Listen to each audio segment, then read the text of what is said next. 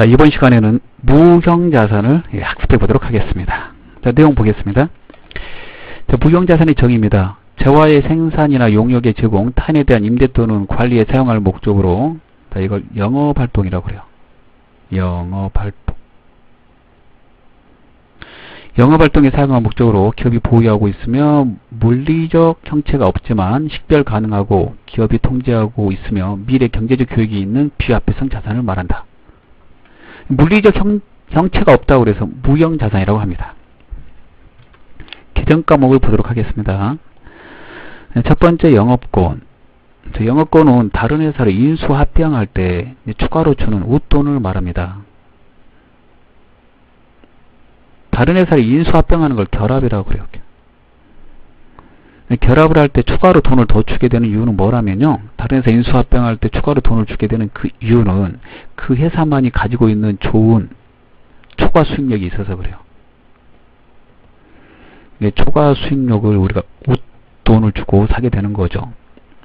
왜 초과 수익력이 있게 되냐면 보통 이런 겁니다. 좋은 거래관계, 지리적으로 좋은 위치. 좋은 위치에 있으면 그 자리에서 사업하면 잘 될 것 같죠? 예. 그럼 돈을 더 달라고 그러는 거잖아요. 그 다음에 우수한 종업원, 뭐 이런 거 데리고 있다. 우수한 사업 아이템을 가지고 있는 그런 회사다. 그러면 돈 더 달라고 그래요. 그럼 어쩔 수 없이 돈을 더 주게 돼요. 다른 회사 인수할 때 원래는 자산에서 부채를 빼면 자본이기 때문에요.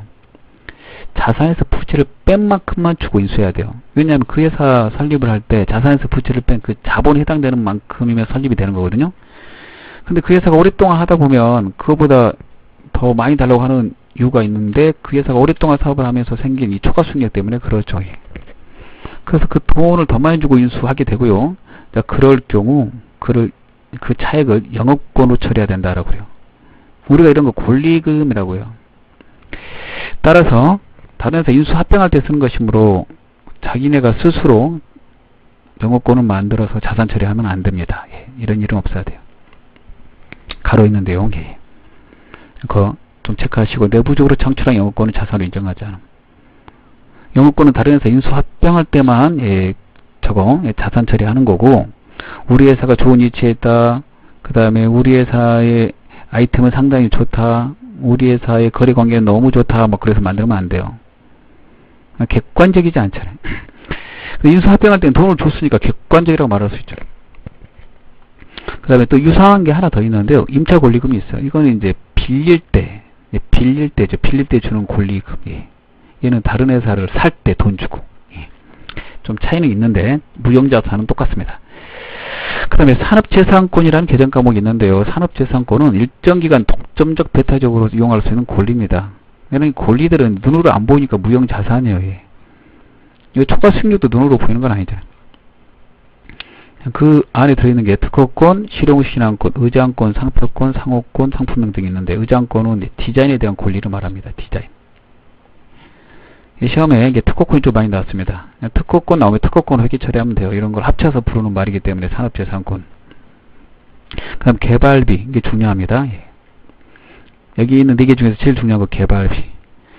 개발하고 관련해서 발생되는 비용 중에서 무형자산이라고 인식한 것을 개발비로 처리합니다. 개발을 할 때는 연구 단계부터 거칩니다. 연구 단계를 거쳐서 개발 단계로 넘어오게 되는데, 처음에 시장조사부터 시작을 하는 거죠. 그래서 연구를 하고, 그 연구에 더 진척되면 이제 개발이 되고, 개발이 되면 이게 신제품을 출시할지 말지를 판단하고, 판단해서 신제품을 출시할 거라면 신제품의 견본을 만들게 되고, 그 다음에 신제품을 출시하고, 이런 상황으로 해서 제품이 나옵니다. 그러면 이게 처음에 발생되는 이 모든 거는요, 비용 처리하라고 되어 있어요. 연구비, 또 경상 개발비 이렇게 비용 처리합니다.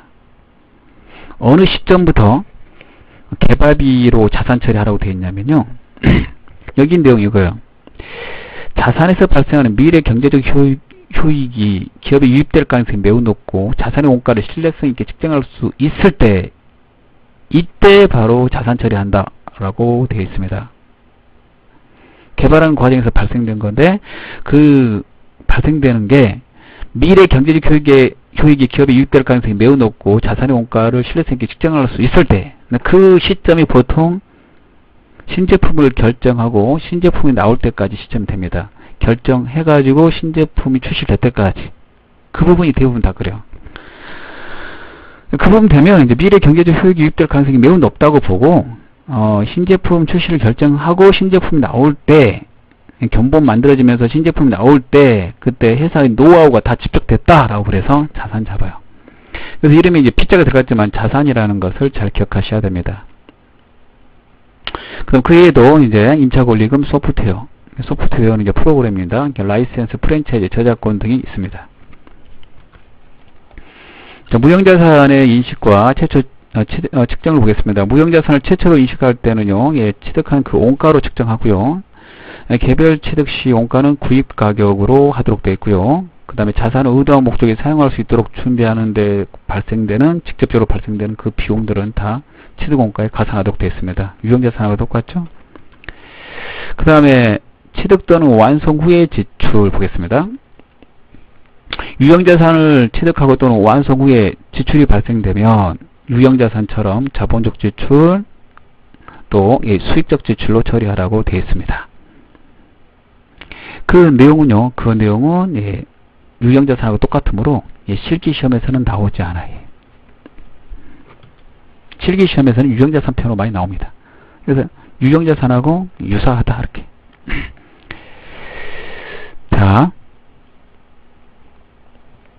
이 두 개의 경우가 바로 자본적 지출로 처리하고 나머지 비용 처리하라는 거예요. 이렇게 좀 써놨어요. 자세히. 4번 좀 밑줄 긋겠습니다. 무형자산 감가상각합니다. 유형자산처럼 전부 다 감가상각해요. 유형자산 전부 다 안 하잖아요. 토지하고 건설 중인 자산 빼고 하죠. 무형자산 다 합니다.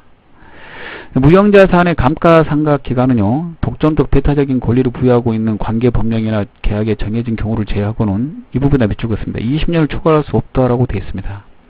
그리고 그 감가상각은 자산이 사용 가능한 때부터 하도록 되어 있고요. 그 상각 방법은 유형자산에 나온 거 그대로 쓸 수 있습니다. 단, 맨 끝에다 별표.